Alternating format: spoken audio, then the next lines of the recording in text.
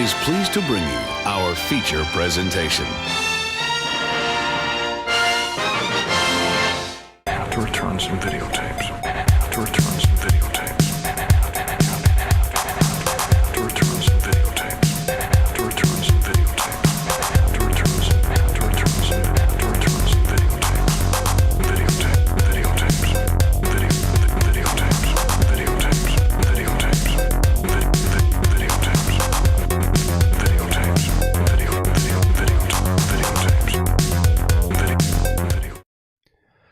Welcome back to Strange Glow Video on the Ectoviolence channel.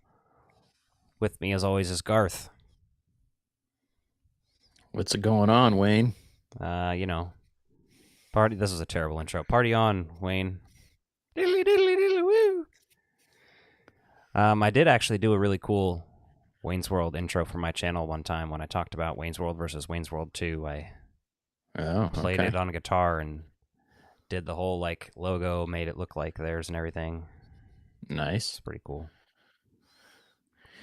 Yeah, so this week's a little different than some of our previous live shows on your channel anyhow, on the Ectoviolence channel. But we're going to chat a few things. Just kind of going to take it easy this week as far as not doing an in-depth movie review or anything. We're talking about lots of upcoming things and some recent events. So, did you finish Squid Game 3 yet?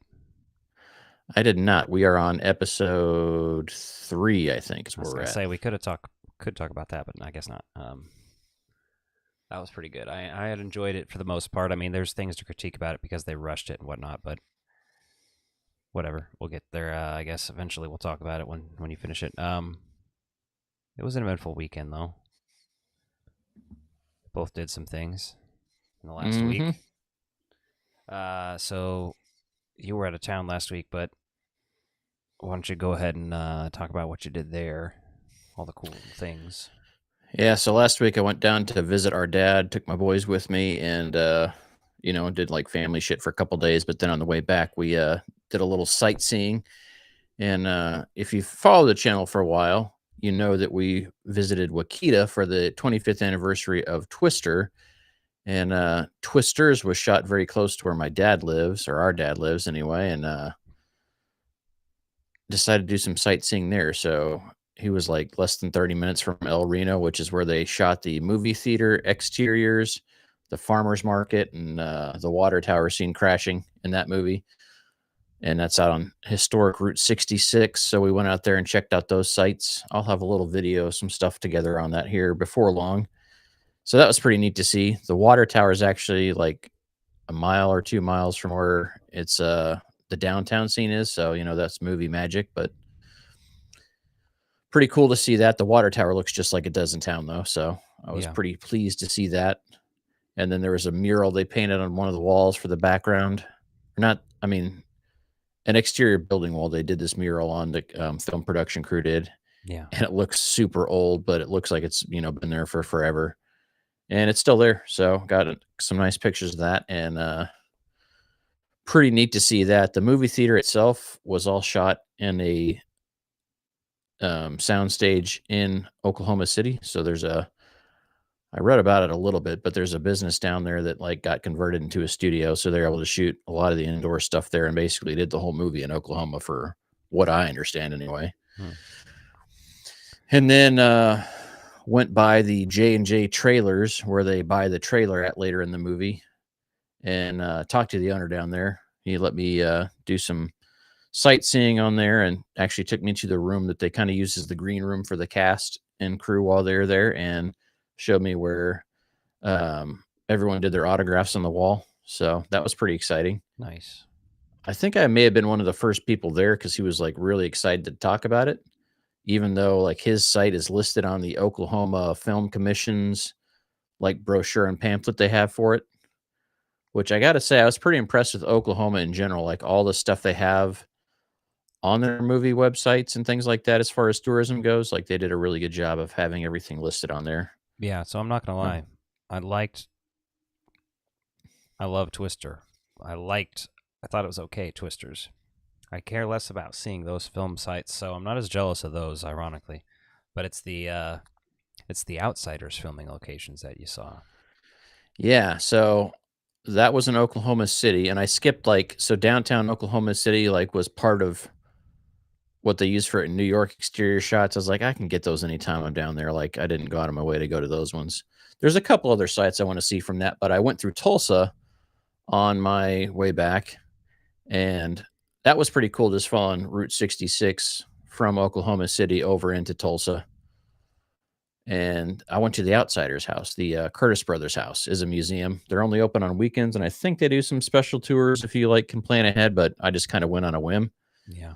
and Still, but then at least you know you're not going to get in trouble filming the outside or taking pictures because they know. yeah, they're aware of that, right? And they've got good security around the house and everything. But I got to go out there and check that out, which is pretty cool. And then, Stay they gold, got a Pony Boy. couple. Yep, they got a couple of cars outside the building there, or outside the house, and like it was weird. It was the middle of the, I would say it was around dinner time on like a Wednesday, maybe before dinner around 4:30 or something like that when I was there, and several other people drove by and like looked at the house. Yeah. And I think a few people stopped because they saw what I was doing, and then they realized like this is something important. But This they've means got it something. like, yeah, but they've got a street sign up that says, like the Curtis Brothers Lane and like the Outsider Way or something like that. And that was awesome to stop and see it. The inside of the house is set up like the movie still, I think. So I'd love to go back there and see that. And that's only about a 4-hour drive from here, I think. Yeah. So at some point in time, I'll do the tour. But what I really want to do when I go back down there is go to the Admiral Drive-In. They also shot scenes from The Outsiders at this drive-in, and this drive-in was started in the 1950s.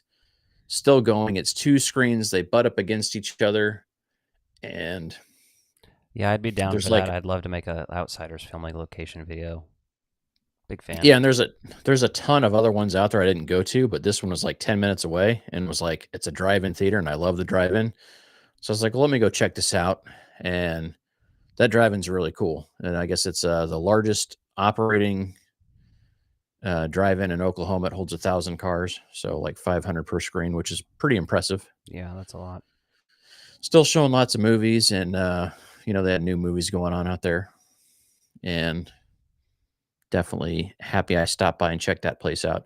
Now they had the main gate was closed. They had a side gate where I saw a couple of employees go in. I probably could have driven the car in around there and like check things out to get some better angles of what they shot. But I was like, you know what? I'll wait until I go see a movie there because it's nighttime anyway when they're watching that. Yeah. So, but that was awesome. That's a historic drive-in theater, and we're down to one in Kansas City right now. So Yeah. that's kind of something that's on my bucket list is like when I'm traveling and things like that to try to start seeing some other drive-in theaters that are still open because such a magical place to see a movie.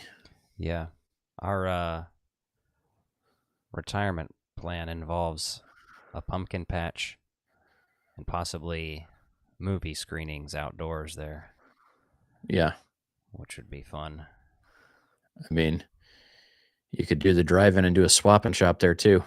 That's what I mean. Like, You do know? we do a little bit of pavement and make it a small drive-in where you could fit like 30 or 40 cars just for like events and stuff? It's not open every weekend, but and then you could also do that, a swap and shop, a flea market. Yeah, I think so. I mean, the real estate, I think, is the ultimate cost. It's caused a lot of drive-ins to close recently. Yeah. And that's crazy considering like how much open area there is. But it's really kind of got me down this rabbit hole of like, I kind of want to do some research on drive-ins in America and see like what's open, when the newest one opened was. Like, when was the last time somebody actually opened a drive-in theater? Because to me, that's fascinating. I think that's, Yeah, the if one you in did that Memphis right. closed, if you didn't know, recently, Oh, it like did. this Yeah. summer. Okay. So it didn't even open this summer. I Last think summer was this it last might have season. opened in spring, but then they closed it down. Like it did some showings this season, but Oh, okay. fucking crazy. They had a Well, bunch of the summer stuff scheduled, like a whole schedule of the old movies that they do there. You know, the people who book those there. They had to shut it all down. and that was on. That was a cool That was drive-in. on. Yeah, I went to that once or twice when I lived down there. And so, man, that sucks. They had 4 screens, and I went there during the.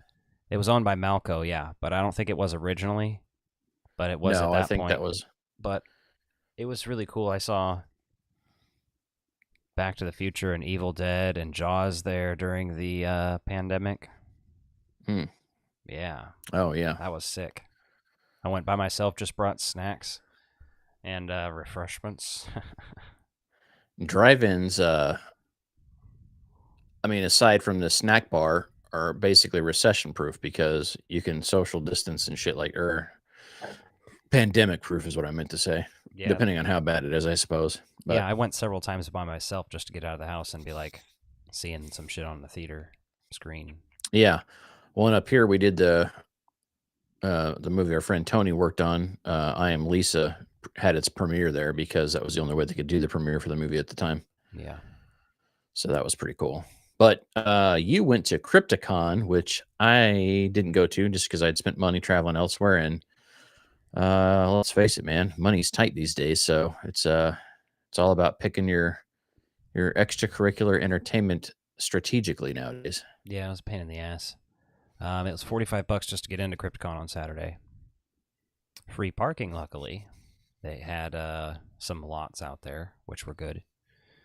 But we basically wanted to get there, and she wanted to get a photo op with David Howard Thornton. He's doing a photo op in costume as Art the Clown in the Santa outfit on Saturday. Oh, $140. So that's why we did Saturday. yeah, I saw the photos of that. That was pretty dang awesome. Pretty excited you got to do that. Yeah, it's pretty cool. He's just big right now too, so it's like in his prime, you know.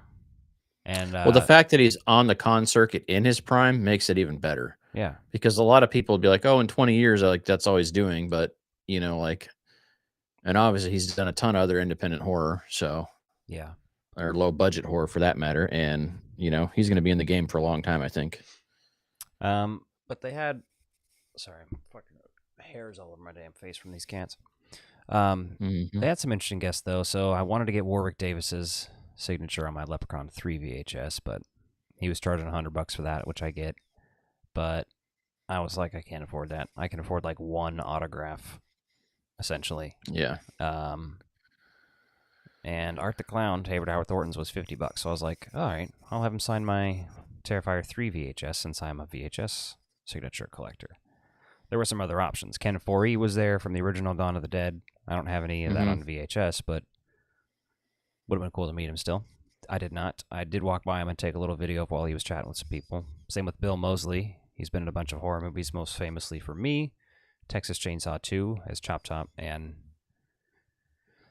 I'm a big fan of that. I have that on VHS. I brought that with me just in case as well. I think he was charging $60 to sign like an item. Yeah. And Kane Hodder was there as well. And he was doing them for $80, not charging any extra for specific items or anything. And he didn't have a crazy line like Art the Clown did. After the Art the Clown photo op, he went and took his makeup off, and by the time he got back to that table, that line was wrapped around this place, And I was like, well, this guy is going to be doing cons for a long time, probably. I can probably run into David Howard Thornton again, I imagine. Now, Kane Hodder also does a lot of cons, but he is 70 also. Like, he's having a hard time standing up. That guy did stunt work before he, that's why he's Jason. Yeah. So his body is frail, and dude is probably eventually going to stop and just chill. So, well, yeah, I mean, you look at him like he's still fucking built just because he's a big guy anyway. But yeah, all those years of fucking stunts takes its toll on your joints. Yeah. So, but he was really nice. We had a talk about VHS. He was telling me that I have the earlier, rarer version. So that was cool. And that's your favorite Friday the 13th, huh? So yeah. So he was, for those of you who don't know, I believe Jason starting in part 7, then 8, and then Jason Goes to Hell and Jason X. He was replaced in Freddy vs. Jason, unfortunately, because they're lame. But one of the guys who did stunt work in that movie as Jason was there too, Douglas Tate. I did not meet him. Lachlan Monroe was there, and he's in Scary Movie. Okay. Yeah. and he plays the Ryan Felipe type ripoff character. And then he was Mhm. also in Freddy vs. Jason as the cop, so that's kind of cool. Oh, sweet. And then John Abrams was there, who he was recently in Terrifier 3 as well. But he was in like Meet the Parents as the brother of the daughter, and he was in Scary Movie and a bunch of other teen comedies and stuff around that time. Yeah, so quite the repertoire. Yeah, Yeah, it looks like they had a good lineup. Like, I'm sad I didn't get to go, man, but I wanted to get Steve Gutenberg's autograph. I want to bring my Cocoon copy, but I knew he would be expensive as well. But I did get footage of him like talking and taking a photo with Clint Howard. oh, nice. A selfie with Clint Howard was only like $20, and I debated doing that too, but it's just, money adds up. Yeah, man, that's the thing with like going to a con anymore. And not to say that like I cherish the good old days. I'm just talking about modern money is like They're not you gotta make charging it. too much. Like their prices are No. pretty acceptable. $40 to $100 for an autograph isn't that crazy? Because if you're buying an item that's autographed online, usually it's more expensive than that. Especially like with people buying A-list celebrity autographs and shit. Like Mm-hmm. we're trying to get cult actor autographs, so it's a lot easier. Yeah, I mean, I just mean the fact that like if you're gonna go to a con, like modern money requires you to have probably at least $1,000 to be able to get a good amount of selfies and photos with anybody you want to see. Well, And to be able to pick up some merch. that's the thing. When we went to that Lost Boys convention, we each did not have to pay for autographs, and if we did, we would have spent over $1,000 each for sure. Yeah, hands down, no problem. So, yeah, I mean, that looked like a good convention.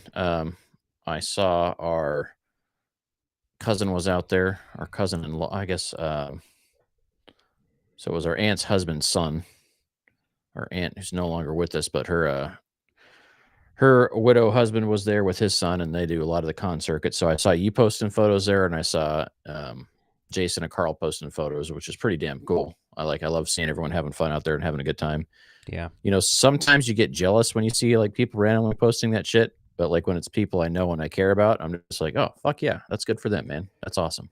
Yeah, I missed out on the last 2 or 3 years of this, and I haven't been to any of the Planet Comic Cons here. I've been too broke, and I've missed out. I wanted to get Elvira's signature, Yeah. the dudes from Scream, so I was like, I got to make something happen here. And we got that screening next month as well of Child's Play 3. But before I get to that, actually, I did also meet Robert Kurtzman. Oh yeah. Let's talk about that. How was that? A bunch of makeup effects. Legendary started K&B makeup effects group or whatever, and directed Wishmaster, which is a sick movie. It's on Tubi right now. You should watch it for free if you haven't seen it. But that one also features a bunch of horror cameos like Tony Todd and Kane Hodder's in that, and Ted Raimi. There was some interesting stuff. I did see a copy of the Nightmare VHS board game. If you know what that is, it's like maybe the most famous horror like VHS board game. The VHS board games that were popular in the late 80s, early 90s, but that was expensive. There were a couple VHS booths. I didn't buy any VHS, but I did buy a cassette tape of the WNUF Halloween stuff. Yeah, there was a board game, VHS board game that we used to play, and the guy looked like Emperor Palpatine to some degree. I played with my friend Daniel, Tony, and Colin. I'm trying to remember what the hell that game was, because not long ago they kickstarted it and like basically upgraded it and did a modern version of it, taking the VHS and making it re-released it. Honestly, wouldn't be What was that called? surprised if it was Nightmare, because that has like a Crypt Keeper type guy. Oh, and he's like, "Answer me!" Oh yeah, that's him. That's it for sure. Yep. It's Nightmare. Oh shit. Okay. Because he does look like Palpatine now that you say that. Atmosphere series. Okay, that's it. Yep. The Harbingers. Yeah, dude, that game is fucking awesome. I love that game. It's so good. It's like we used to always play it's that. not even We'd always that play good. that. It's just the novelty of it's so cool. I hear that it's like. I mean, I was playing this when I was in we were in 7th grade, maybe 8th grade for a couple of those times, like when we just hang out and stay out later, have a sleepover and fucking play that game. And that game was always good. Yeah. So, yeah, they re-released that here recently. When would that come out here? because that came out in 1991. Let's see. Yeah, because it's a 60-minute VHS too that like helps you do through your gameplay. Yeah. Yeah, man, if you could have got that, that would have been awesome. Yeah, but you know. So there was some cool stuff there, but Child's Play 3, we're doing a screening. We're sponsoring it. The Ecto Islands channel is sponsoring this event. It's Saturday, July 19th in Boonville, Missouri. Basically where they shot the military school scenes for Child's Play 3. We're going to be watching the movie out there. Yeah, and that's Myers House, NC. Yeah. So I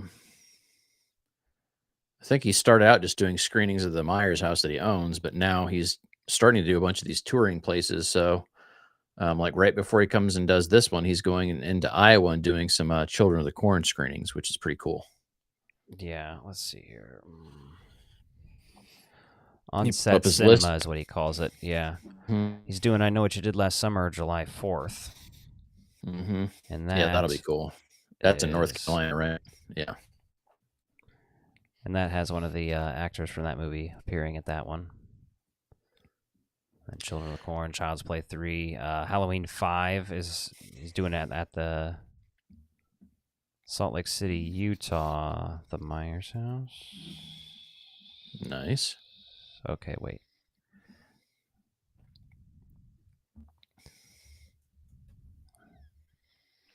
So the Atmosphere board game is the one that I had played. Previously is known as Nightmare, so they renamed it. Let's see. Yeah, the first version was called Nightmare. I'm on here. There's Nightmare 2, 3, 4. Then there's Atmosphere, the Harbingers. Atmosphere, the Harbingers Booster Tape. Booster Tape 2. The Soul Rangers, the Gatekeeper. Khufu, the Mummy. Yeah. And 30th Anniversary Edition in 2021. Nice. I want to say they did a re-release, though. I felt like I saw that here.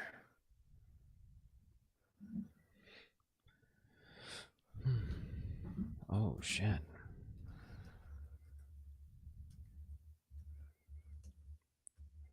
What's that? All right. Yeah, I'm just looking at the other screenings they're doing. What'd you see? So he is doing one for the Goonies. Okay. At the Goonies house? I can't tell. Let me see here. We screening the movie inside Lower Columbia Bowling Alley, which is where Chunk spots the Fratelli family police chase in the opening credits and smashes his Pepsi cup and pizza against the wall. I mean, that's still pretty cool because it's probably you can't. It's probably hard to do at a house unless you're going to do it in the yard and it has a big yard. Yeah. You know what I mean? And I know they're just kind of like getting to the point where they're going to reopen the house like in all of its glory because their buddy Kip's worked on that project. And then they're doing The Shining at the Overlook Hotel in Oregon at the historic nice. Timberland Lodge. That'd be cool. It's a historic landmark. Damn. That's sick. And they're doing Scream at Woodsboro High School. Home Alone, we talked about that one. That one's cool too. Like, yeah, that's just sick. Nice. Yeah, and he has all of his past screenings listed too. He did The Outsiders. Oh, in Tulsa? Yeah, at the Curtis Brothers house with museum tour and chocolate cake, it says. Damn. That's legit. Missed that. That's the kind of thing, though. It sounds like, if these do well enough, he may continue to cycle through some of these like once a year. Well, that's the thing, and you never know. If it's a few hours away, like I'd be willing to drive to a Des Moines one if I had enough time to plan and stuff. Yeah, I'd definitely go to the Children of the Corn. Like Liz, that's like one of her favorite movies. Her and her brother used to watch that when they were growing up a ton. So like that's like on my list of things to do. That'd be awesome. Yeah, I think they might both be sold out, but they have guests, the Children of the Corn.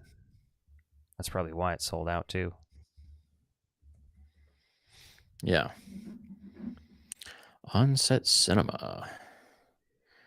Yeah, this is like legit. Like this is some cool shit. So if you're not following On-set cinema, be sure to check it out because the only thing that would make these things any better would be to if he starts getting like cast and crew to do some of these things, which I Well, he can't imagine does. he's that.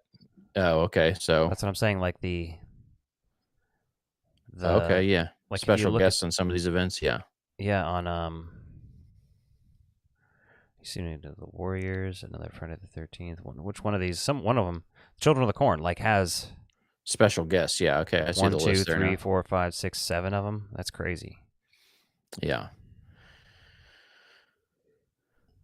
That'd be cool. Like he recently just announced that guest for the July 4th screening, so it'd be cool if he did a last minute announcement for the Child's Play one as well. Yeah, that would be sweet. I'm gonna try to get a VHS copy in advance just in case of something like that, but also just for pictures of the tape in the locations.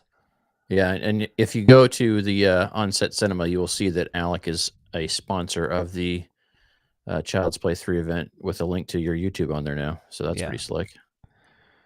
For sure. Yeah, no, this is pretty awesome because this is something that like I'm passionate about this. This is great. Yeah. Oh, the Dawn of the Dead Mall. Yeah, I see in the comments there. Yeah, that Dawn of the Dead Mall, they're trying to make it a historical place, I believe, from last I've seen. And I saw a petition going around. I'm not sure the status of that because that mall is awesome. I would love that to be a thing. I love turning film locations into museums and places like that you can visit. Like, yeah, you could make that. You could make if they were to save that mall, they could make it a museum for all of film in that state. You right? could make it like a museum and a mall at the same time. You could actually make it still a mall and have a couple like horror themed shops in there. But what would be badass is to do like the little interior where they did the fake wall to hide and make that apartment. If they did an Airbnb in there or something like that, that alone would make pretty good money in there. Like obviously not enough to sustain a whole mall, but it would be an awesome thing to do there. Yeah, it's pretty sick. Other than that, we also watched the Running Man trailer today, I guess. Yeah. So that was interesting. I was expecting it to look different. I was expecting to be more vibrant and colorful, and that's just based on the Arnold Schwarzenegger movie and him directing like Scott Pilgrim. But yes, if you are a fan of Edgar Wright like I am to the point where you could just recognize his camera styles, his angles, this trailer is like fucking candy. And I will tell you this, amazingly shot. That's what it's going to be. The cool thing about this movie is the camera work and how they are. Like the cinematography is going to be fucking mind blowing. I can feel it. So I read the book this year, right? And it's Stephen King book. Obviously, he used a pen name when he wrote it because it was a sci-fi genre instead of horror. And I started watching this, and like I immediately knew like what part of the book they were at when they were showing the trailer because I've read it, and I was like, okay, this is really cool. Yeah. And this is going to confuse the fuck out of people that haven't read the book because people are going to go see this movie thinking it's a remake of the Arnold movie, and it's not. It's close enough. I mean, it's honestly not that different to the point where it's going to be crazy. It's visually, it looks more different. The biggest thing is that he's out in the free world as opposed to sort of an arena that looks like an abandoned part of a city. Yeah. Like it kind of already felt like that, but like studio vibe. So I think it just opens it up a little bit more, which is fine. It's good. Yeah, because the book takes place over 30 days, right? He's got 30 days to survive to win this prize money and get out of poverty, which they basically set that whole thing up within the trailer. What's funny is this trailer feels like The Running Man, but it also, you know what it also feels like a little bit? Total Recall. Oh, yeah, okay. Has a little Total Recall vibes, just like guy running from people trying to kill him, and that's also an Arnold movie. But, yeah, the camera work was my biggest takeaway from this. I also noted that Michael Cera wasn't playing anybody crazy, but he did have some interesting stuff in there. He squirts some people on there and gets them electrocuted or whatever. That's pretty cool. Yeah.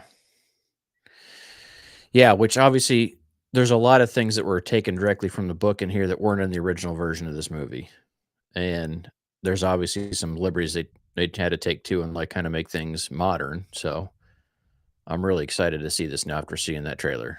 Yeah. And it's not like I think the original's like this most amazing movie. The original's a good movie. It's a fun movie, but It's reading the book, goofy though, but yeah, I love it. yeah, and the reading the book, just totally different vibe. So I'm kind of hoping to see. I guess the closest thing I would compare this to, just the way I'm seeing it, is like, you know how Doctor Sleep is the sequel to the book and the movie. Hmm. I'm getting that vibe from this. Like, okay, they took some things from the original movie that weren't in the book, and they're taking many things from the book that didn't hit that movie, and so it's kind of in the vein of that. So, like, hopefully, it doesn't tarnish the legacy of either the book or the movie in a way that you know people get upset about. But there's always going to be purists or people that prefer Well, did you ever see one thing or another. the remake of Total Recall while we're speaking about it? Yeah, I did. I didn't. I didn't love that one. Yeah, it does. It just lacked the. I felt like that one took itself too serious. It had moments, honestly, like Yeah, probably the there's first some- 45 minutes of it I thought were great, and then it just completely lost me. It just didn't get as interesting. Yeah, no, I feel you. But the visual styles of it, Colin Farrell's fine. Some of the other background characters and stuff were great too, but I like sci-fi, weird sci-fi like that though. So like the future stuff, I was really into that. Like 15 years ago, I was watching all these movies for the first time, and The Running Man is just so bizarre and interesting because it feels cheap in certain ways, but in like a realistic way of that a television show could be produced also. Yeah, and I think that's what it's doing. Like the TV show feels like this cheesy live studio audiences we'd see in the 80s and 90s. And so I feel like it's doing a good job of calling back to that. But it's this, also showing like modern tech in there too to make it kind of upsetting, like a dystopian society that you're kind of living in with. I feel like to some degree this is going to have like small hints of combining stuff from like the Truman Show, but with also like modern cameras and TikTok and how all that stuff works. Yeah, I'm excited about it. I was getting worried for a while because this movie comes out in November, and I guess we're kind of right on time, right? Some movies don't really get the trailer until 6 months out. Well, they only do that for, they only put teasers out usually for big movies. Yeah. And it's like, sometimes you see teasers for movies and you're like, what the fuck are you even putting this out for? I don't care. I don't even know what this is. They usually, if there's got to be hype around it, like if it's a big franchise thing or if it's, an adaptation of something that people know or some reason, I feel like. But I feel like it's kind of one of those middle of the road movies. Like there's going to be a bunch of movie nerds seeing it and like dudes who just like action movies. That's about it. And movie nerds in general, maybe, who are just like, it's Edgar Wright, so I'm going to see it. I mean, I think you got Glenn Powell as an element too for like people to be able to like drag their date to, right? There's that kind of element of like, hey, let's go see this. It's got Glenn Powell. You know what I mean? So, Yeah, but the broad appeal, I think, to your point is it there? I don't know. But once I saw that they did an announcement yesterday saying, hey, full trailer tomorrow, I was like, oh shit, all right, because this has been on my radar and one of my most. It's near the top of the list for movies I've wanted to see this year, right? Yeah, that's when we started our list. I think we might have both had it on our most anticipated for the year. Now we're 6 months through the year, and it's still on there. This has not been one of the best years for movies, unfortunately. No, I'm struggling to even think of things I really liked. Like 28 Years Later, I liked. It kind of came out of nowhere. Yeah, Thunderbolts wasn't bad. I enjoyed it, but I'm like, holy shit, that was great. Well, I didn't watch that and was like, oh god, this is a return to Marvel and they're back and everything. It was just like, okay, that's good. To be fair, I missed a couple. I didn't see F1. I didn't see Sinners. I didn't see Mission Impossible, but I heard that was bad anyway. I didn't see the Finn Wolfhard movie I wanted to. Oh shit, yeah, that should be out now. Actually, I probably should just buy that. Just get the home video release of that. Yeah, a lot of the stuff I wanted to see, I didn't get to see in theaters. So, and again, it comes down to money and time and everything else, and really strategizing what you can go see, when you can go see it. Yeah. So, So other than Running Man, there has been Jason Voorhees news. I don't know if you've seen all the Jason Voorhees hype. Yeah, Mr. Moo says they saw Sinners twice, and I was really excited for Sinners. I was one of the people who saw that trailer and was like, "Holy shit, this is going to be one of the best movies of the year." Like you remember me hyping this up beforehand and being like, "You got to go check out the trailer for this. Looks fucking incredible." I was like, "I'm calling it now." And sure enough, everybody was like, "This movie fucking rules," and I did not get to see it. yeah. Yeah, I think it's hitting streaming on Peacock here pretty soon, like within the next week or two, I want to say. So I'll finally get around to seeing it then. But everyone says it's great. And my favorite thing I've heard about it so far is everyone's like, no, we're not doing a sequel. We don't need one. Yeah. So I do appreciate that. But this Jason Universe stuff, I don't know if you saw, they kind of announced like Jason Universe. And here's our branding and stuff. And then they've slowly been inching out more information that's disappointing and annoying information. I feel like the big piece being that we're working on a new short film. They didn't use the word short film. But that's how you would take what they were saying. And then they used the word vignette, which can mean anywhere from a TikTok to, 10 minutes potentially. Yeah. Then it turns out it's titled Sweet Revenge, and it is going to be hosted on an Angry Orchard website. The fucking drink company? Yes. Is that what that is? Yeah, that's fucking dumb.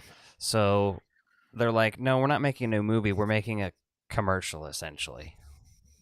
And listen, if I can get some Jason Voorhees Angry Orchard bottles or packaging out of this, then I am down.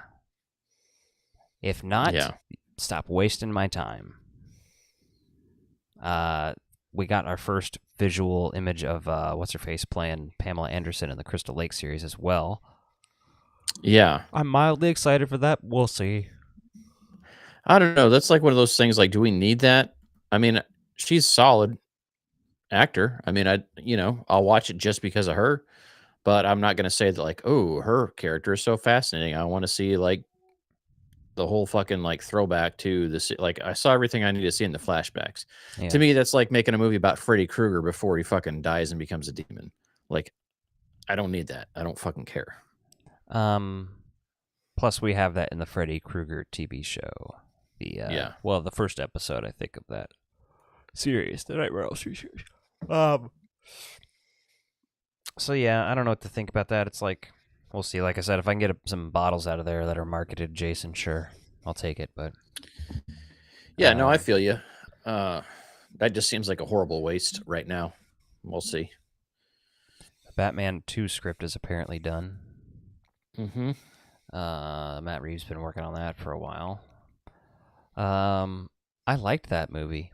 I think it gets overhyped a little bit. Because it honestly does.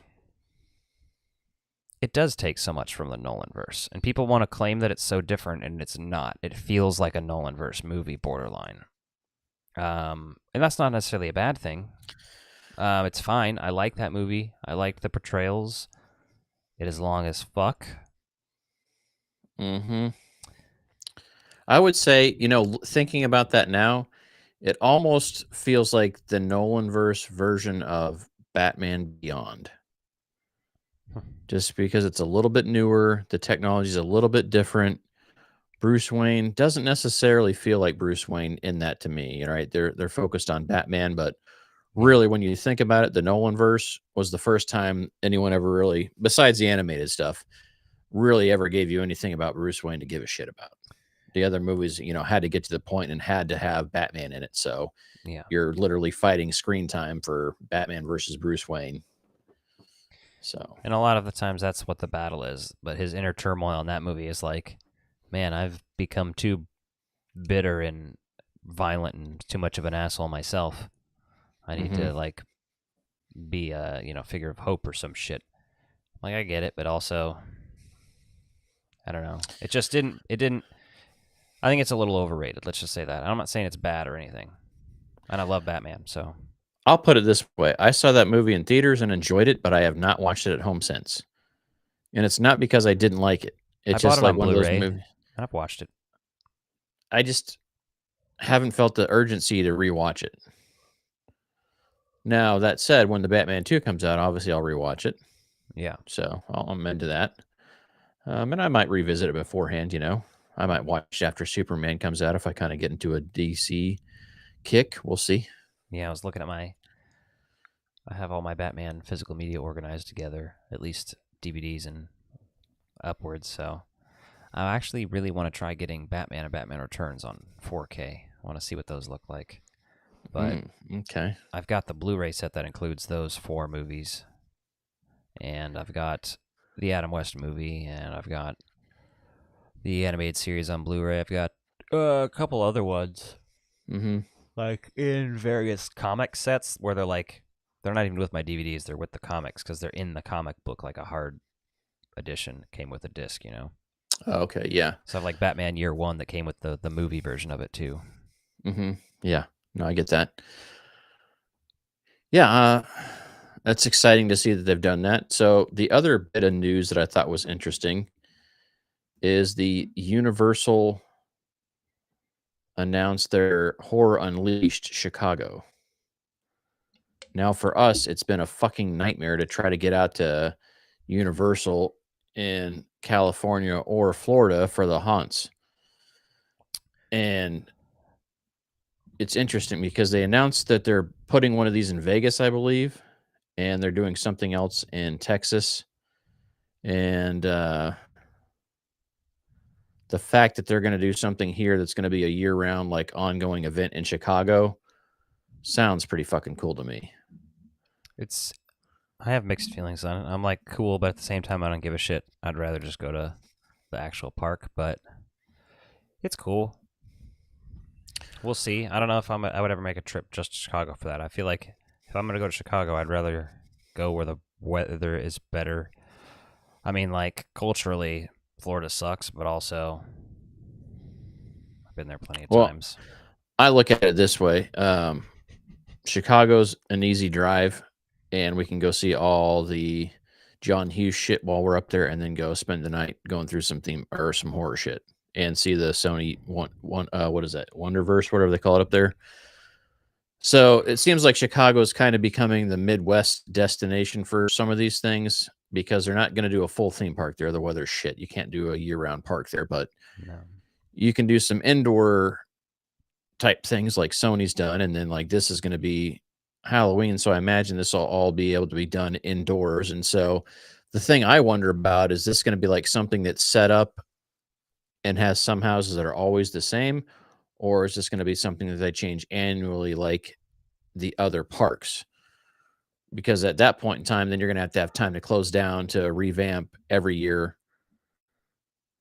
which may not be a terrible thing, right? I guess you could pick your slowest time of the season to revamp for the next year, but yeah, they might just close one down at a time and rotate. I don't know. Who knows? Well, yeah, and then does that allow them to take haunts that they had at different areas? Something that they may have done in Orlando that they could move to Chicago or to Vegas, and vice versa, right? So you have some ways to do things. So to me, I thought that was pretty interesting because I love the horror stuff, but like I said, it's Universal did open up the horror part of their park. I've watched videos of it on YouTube. Yeah. That's pretty sick if you haven't seen like the burning windmill and there's like a werewolf roller coaster and shit. Yeah. Yeah, so that's looking pretty cool. I guess I will say that when we were in LA for Fan Fest, they had the Walking Dead haunt still up that we were able to walk through, which was interesting because I guess they had all that space, so they just kept that going, which is kind of neat. And so I guess maybe something like that tested the waters to see if like people are actually interested in that year round. I was like, did I go on that? Yeah, you walked through it with us, did you not? I just hardly remember it because The walkthrough haunted stuff is like, it's all right. It's Yeah. overrated too, I think. Well, when you're doing the themes of that stuff, like, yeah, really, is it It's worth like it? I would like. I mean, if you're gonna open up a Child's Play ride or an attraction, I would actually like it. But it's really just like a walkthrough, so that it's just never that impressive to me. I've seen walkthroughs of them, and I'm like, yeah, I'm sure it's more cool if you're there for sure. But Well, my main thing though with this, and it almost comes down to con culture too, is like that we're just fucking expected to spend these insane amounts of money and then fucking stand in line and waste your entire fucking day. yeah, Like, if they're gonna do this, okay, I want to book that I'm gonna come there at this time, and I'm gonna hit this and this and this. Like, pre-book your times, or like a dinner reservation, right? Yeah, you're gonna have an open line so you can fit people in for someone that didn't make a reservation. But if you want to make a reservation, you can do that to get the most out of your time. yeah, Like, some of the bigger cons are finally starting to let you do like a line holder, or certain guests will allow that. And you're like, okay, which needs to happen because I can't spend any money and I can't see any other guests if I'm in one guest line for fucking 6 hours. yeah, But if you give me a 30-minute window saying, "Hey, you're within the next 30 minutes, please come get back in line," then the guest feels valued because they still have people in line, but people aren't fucking trapped all day, because there's nothing worse than a line trap. Like, it fucking just physically fatigues you, mentally fatigues you, and that's my biggest problem with like theme parks in general and shit like that, is that there's nothing worse than a line trap. It just sucks. yeah. We spent about 45 minutes in line for Art the Clown, and then maybe 10 minutes for Kane Hodder. Thankfully, Yeah. I can't handle lines. Those were like an hour's like my fucking max, bro. Yeah, and you can go to a theme park and literally spend hours and hours in line, and then you can go by the fast pass and still fucking spend crazy amounts of time in line. Yeah. Although I So, did see recently, there's I don't know if you heard of it, like that Disney Club where it's like some crazy. You pay some crazy amount of money a year, and you get access to like special bars and clubs and all this stuff. And oh yeah, you get like a certain amount of free tickets to bring people with you and all this other stuff, and you obviously have like access whenever.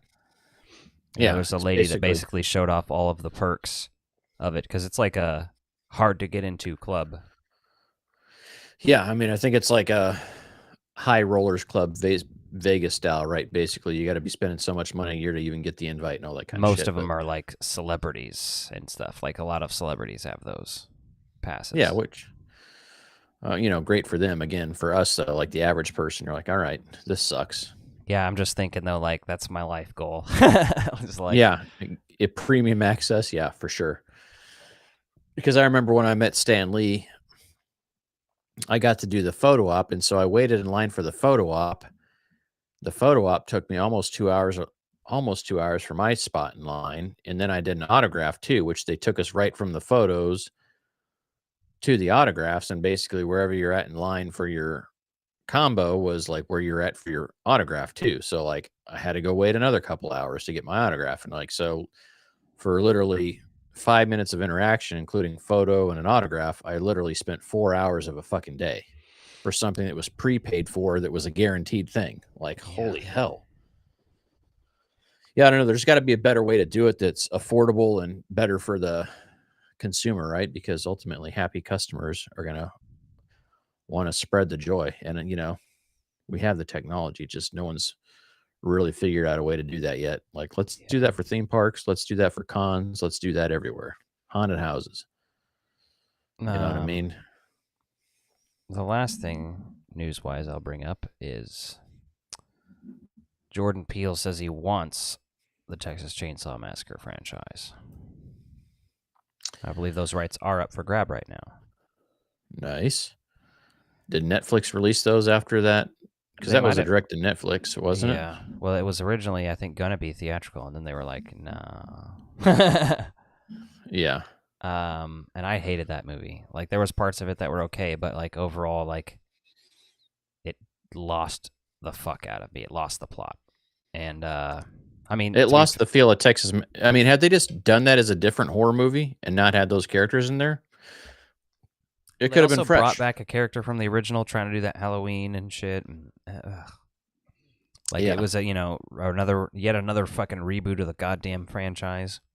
Like the Texas Chainsaw franchise is one hell of a choose your own adventure, just like Halloween is, if not worse. Like Yeah.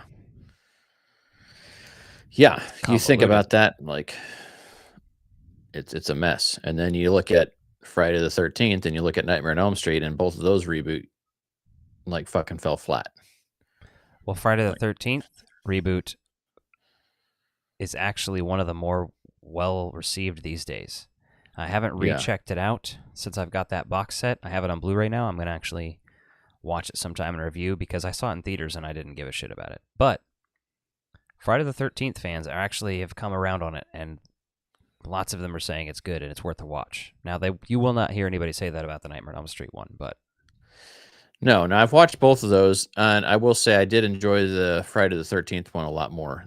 I think the thing that worked for that one, it was kind of a combination of just picking up on the second, like where Friday the 13th Part 2 takes place, right? Where you get right into Jason. And I think that's because, I mean, if you're talking about the average horror movie fan that may have seen sequels, but may not have seen them all, right? For one reason or another, yeah. they know Jason. And so to have that in the first movie there made sense, because if you're going to reboot that franchise and you just have it be his mom again, then everyone's going to be like, what the fuck? Well, they started the movie basically like the first Yeah. 10 minutes are the first movie. And then Yes. and then they cover the second and third movie in that, basically all within one movie, which is fine. It's whatever. But yeah, but I'm just saying, like, that was not well received at the time. Now, Yeah. granted, people's opinions have changed, and I enjoyed it. Like, I'm not going to say I love it, but I've watched it a couple times. Whereas the Nightmare on Elm Street remake, I watched once and had no desire to ever watch again. yeah, So, we're supposed to be getting that 4K release this year. I'm mhm. probably gonna get the 4K Steelbook set. I think it's gonna be like somewhere between 150 and 200. But Yeah, man. I mean, that's physical media is, they'll have especially for all the. another version of the set out probably. But I need every movie to have like its individual case. That's what I need. If I Yeah, can get that like without Steelbooks, I'll still get it. Without the Steelbooks, I don't give a shit about the Steelbooks. Yeah, the steelbooks, like, I like, but then they can fucking dent easy too, right? And So then, like, scratch. yeah, scratch and dent, and you're like, I don't know. Like, you got to fucking baby those. And with physical media, And people will be like, well, I just buy a bunch of sleeves to put over them. Okay, so now I gotta buy a bunch of sleeves to put over this shit too? God damn it. yeah, now the fucking cost's going up even higher. Mr. Moo also mentioned that he liked Get Out and Nope, and so he thought Leatherface's take would be interesting to see. Yeah, I kind of feel like I agree because of the political stuff that's in Jordan Peele's movies.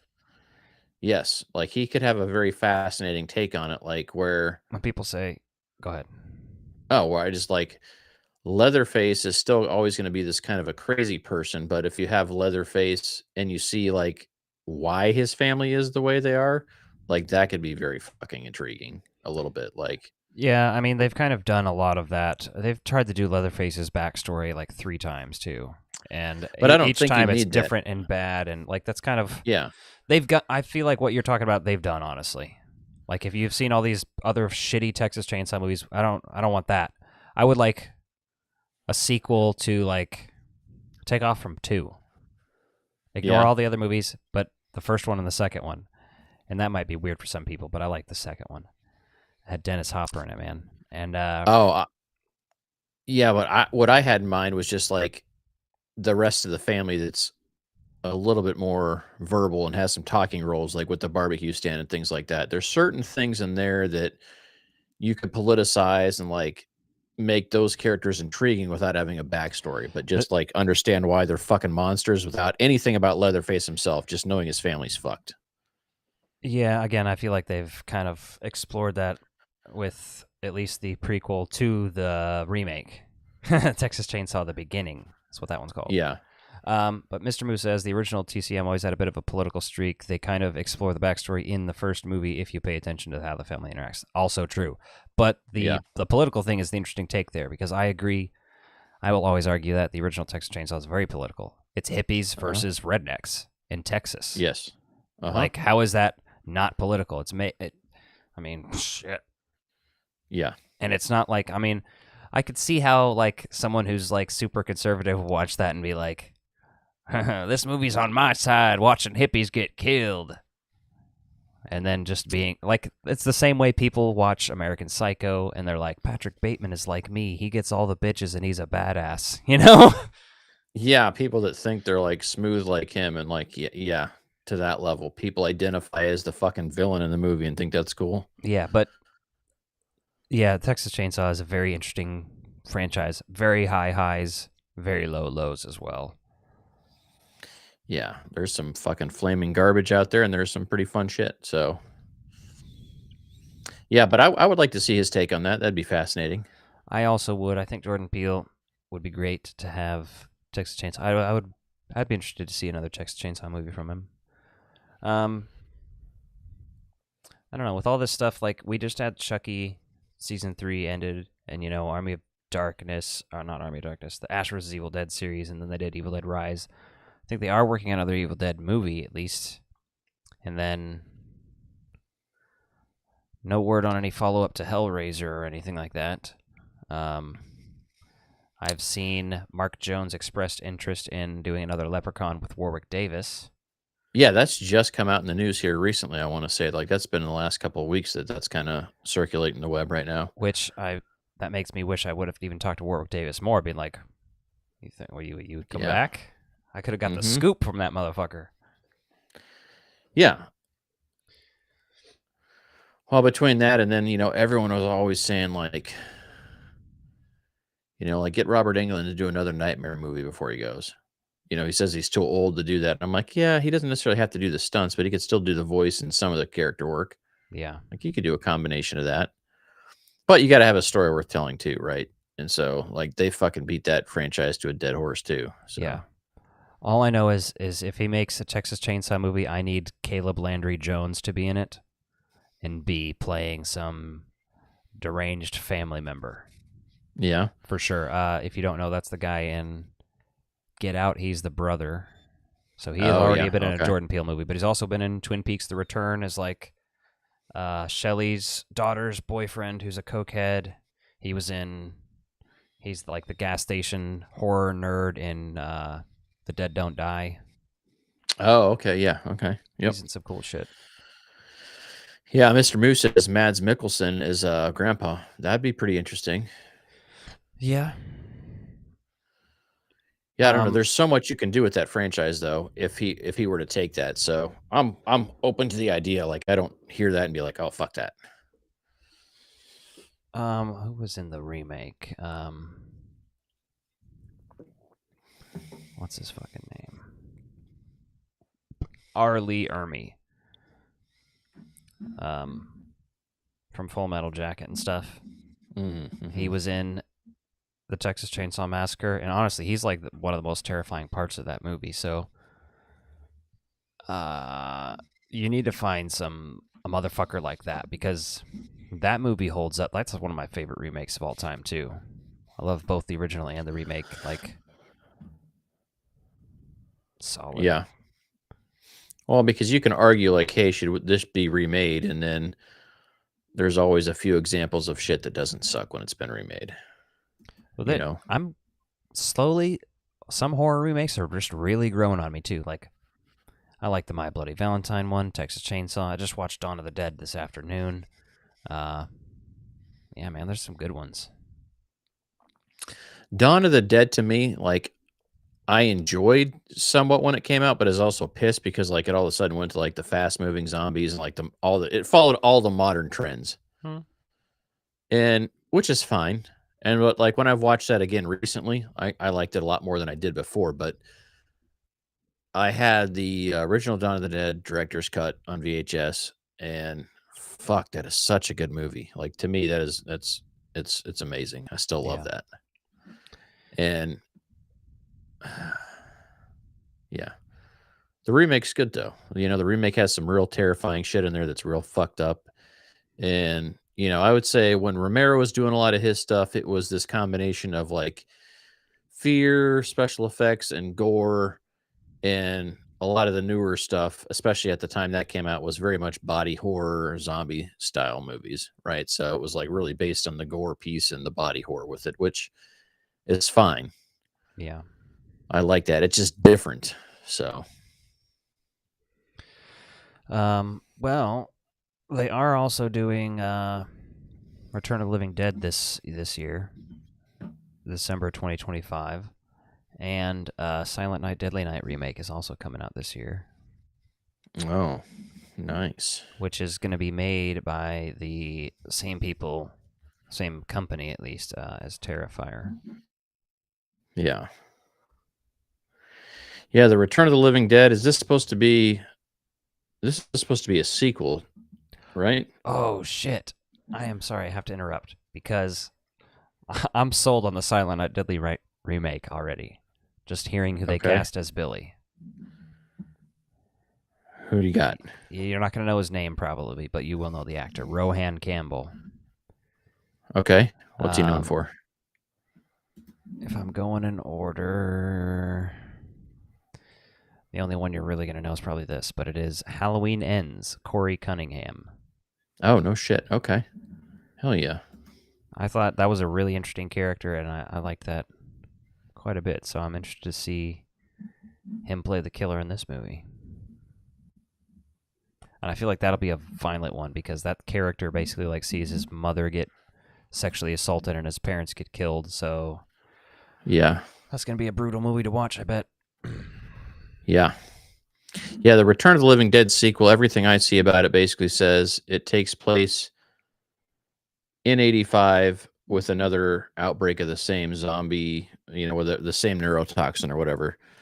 So to me, like, that's cool to do something different without like having to do a flat out remake, because some of the characters in that movie are what make it, right? It's not the fact that it's a zombie. Obviously, the Tar Man zombie is very popular, very well known.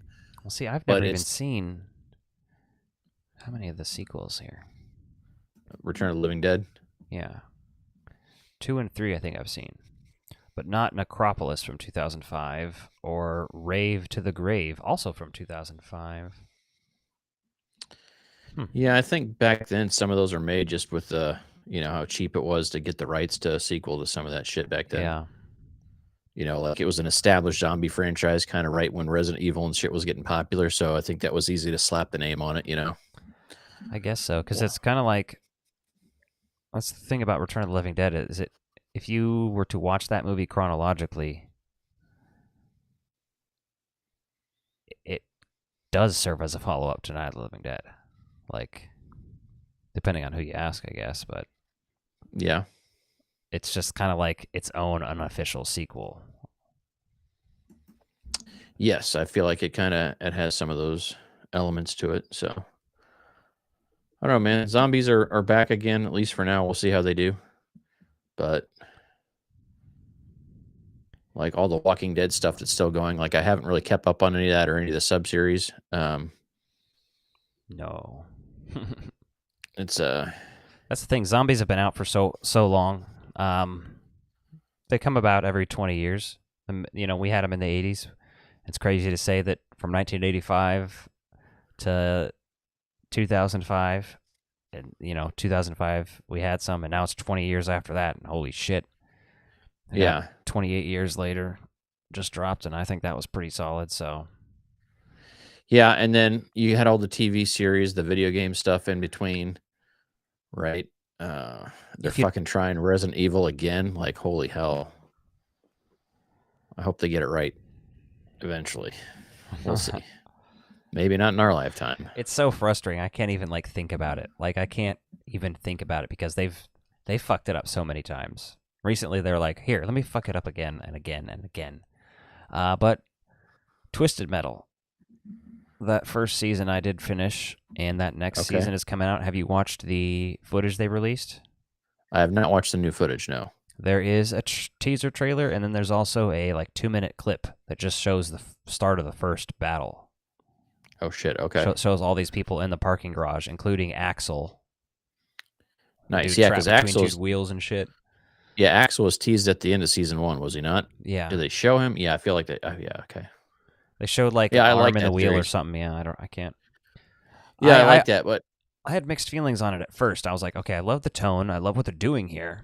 I just wish some of the story was a little more close to what they were doing. But it's kind of backstory for the tournament. It's kind of like doing the prequel first. Like the season 2 will be the real story that we want. And I don't know how I feel about like doing that because that's the same thing Mortal Kombat's doing with those movies. Like the first one sucked fucking ass cocks. And this next one is, I mean, we'll see. Yeah, no, I liked Twisted Metal season 1, but to your point, it's basically a prequel. It's a prequel to like the first game, right? It's Yeah. just setting shit up. And I didn't necessarily hate that. I thought that we got to see all these characters go together, but then at the end of it where they actually tease it, I was like, that's cool. It's pretty fucking ballsy to be like, hey, we got to get through this whole season. Hope we get renewed and hope that we get to make a second season where you actually see the shit that's like what everyone's been clamoring for. Yeah. That clip that I mentioned did have the Rob Zombie song from Twisted Metal 3, Dragula, playing during shit. it. It was either Dragula or Super Beast, but I think both of those are in Twisted Metal 3, the game. So Nice. that's That's one we pretty had on cool. PlayStation that I played all the fucking time. Was the third Twisted one. Metal 3. Yeah. Yeah, I remember you getting that one. Yeah, so Mr. Moo also mentioned the documentary they released on Romero's Resident Evil movie. And yeah, I still don't. I don't even know if that would have sucked ass too. And I'm sorry to say that, but he had Chris Redford as a like local Native American who like lived in the woods and shit. Like, fucking hey, make him. How is this so hard? It literally felt like they made him Nightwolf from fucking Mortal Kombat 3. Yeah. You know, That's the most. yeah. That's the extent of what I remember about it, and I think that might not have even been like what he ended up doing necessarily, if he had it. But no, I but don't like, hate the first 2 Resident Evil movies. Other than having Alice, honestly, that's the worst part about them, and they don't have enough characters from the games. I like those first 2 movies on their own a little bit, though. they're fun zombie like genre movies, but yeah, they don't feel like Resident Evil the games at all. Well, the second one in particular is the only thing Resident Evil that's been produced physical, like movie-wise, that feels like a game to me. Because they're walking around in Raccoon City at night, shooting zombies. You have Jill Valentine, you have Carlos Oliveira. That feels like Resident Evil to me. Nothing else does. That was the closest they got. Yeah. Yeah, no, I feel you there. Like, I hope they get this right. The last Resident Evil movie they made, I didn't necessarily hate, but it was still like fell flat. Like it wasn't amazing. And then the series they did on Netflix I watched, and like again, it was a fun monster genre series, but it was not a Resident Evil series. Yeah, they just did like weird shit again, and they're like, Uh-huh. you know the games? Well, this is like an alternate weird shit where some of that's already happened. It's the future or some shit. Like, what? What's really surprised me is that in all the games they've done, they have not done Resident Evil the movie and remade Resident Evil 1 as the movie version of that. Where you get to play as Alice with superhuman abilities and shit. I mean, honestly, at this point. I mean, at this point, yeah, why not? You know, I wouldn't necessarily hate that idea. Like, be down below the city with all that. That'd be cool. Yeah. Because, like, that first one, like I said, there's some fun shit in that movie, but that it's also like, this character's not in the game or any of the games. None of these characters. And then they keep the way they kept dragging that out and like having all these weird clones and shit. I was just like, what in the fuck are you guys doing? That's the thing. The third movie again isn't terrible. Doesn't follow anything. Has Claire Redfield from the games. Like they learned when they made the second movie. We got to put some characters from the games. Jill Valentine, Carlos Oliveira, Nemesis, and then they have the third movie, Claire Redfield. The fourth one had Chris Redfield, but like in weird roles and shit. Like Leon Kennedy eventually was in one of those movies, but I can't even remember it because it was so shitty and bad that I watched it once and was like, no. No, and then they did all the animated movies that they did, which are hit or miss, right? Some of those are okay, some of them aren't. Like, I never watched a single one of them. I just watched them because they're closer to the game, right? I think they're more influenced by that. But yeah, none of them are like noteworthy that I've ever like watched more than once. So yeah. And I guess it's like shame on us because like I kept going to the Resident Evil movies in the theater, so they just fucking kept spitting them out. Yeah. But again, like by by the time you get through a couple of them, you're like, okay, these are fun movies. They just don't feel like Resident Evil. So like the title is not really relevant to what's going on. Yeah. So I don't know. So what else you got? That's I feel about like we've been kind of all I've going got here for a little news. while. Yeah, I mean, I think we covered all the news. I gotta tell you, man, I'm gonna see Jurassic Park this weekend at the drive-in, and I have zero expectations for this. I think it's gonna be a fucking mess. But the reviews are so mixed right now. Some people are like, "Hey, this would have been really cool had they not done that last trilogy where they basically beat the dead horse of dinosaurs so bad that you never want to watch a dinosaur movie again." Yeah. And then some of the reviewers like, "Hey, you know, it falls short. It does this or that. It's just very like predictable and like okay." So I don't know. Yeah. Hopefully, there's some sequences I like, and like I've told you a few times, I think the coolest part about this is the raft scene with the T-Rex, which is straight out of the first book, or at least inspired by it. And um, if you're looking to hear the book as an audiobook, you can get it on the Internet Archive. You can get the original version of that, which I'm on the 11th hour, the 11th side of that, basically. And so I think there's 12 total. So I'm just going to be finishing that right before I go see the movie, which I'm telling you, man, the fucking book is so good. It's so fucked up. Hammond is such an asshole in there. Really wish they would just fucking do this right and start over. Yeah. What are you gonna Like, do? and you don't even have to do it live action. Like, you can fucking break the mold. Like, do it fucking animated. Follow the book or something. They're real fucked up. Oh, I don't want it animated, but yeah. I don't know. I'm just saying, there's other options out there besides doing the same thing over and over. If they did it like a fucking anime, Yeah, then that's what I was maybe. thinking, and I should have said that because I'm not a crazy into anime. Like I've enjoyed what I've watched, but I'm just not fucking super knowledgeable on it by any means of the imagination. But I liked what they did with the Castlevania was a good one. Castlevania. Yeah, I haven't watched the sequel series on that yet, but that first Castlevania one they did was really good for the games and stuff. Yeah. So I thought that was fun. Great visuals on there too. Yeah, you weren't there when anime became popular in the U.S. You were already too old to I'm be too roped old. in. To be roped in. Too old and in your teenage ways where you're trying to be cool and not nerdy anymore. That we all go through. Yeah. I can't watch anime, but I was there for it, man. I was born in the American anime. Well, yeah, you're a fucking Dragon Ball Z nut, man. Yeah. So Anyway, well, that's it for the night. Going over an hour, so thanks everybody for stopping by, Mr. Moo, for chatting. yeah, appreciate the interaction. And I guess next Monday or Tuesday, haven't decided what day yet. We'll kind of see how things go, but we'll chat Jurassic World Rebirth, and hopefully I don't feel like I've wasted 2 hours of my life after watching that like I did with Dominion. Yeah. So, but Yeah. here we go. All right. Good night, All right, everybody. have a good night. We'll see you next week.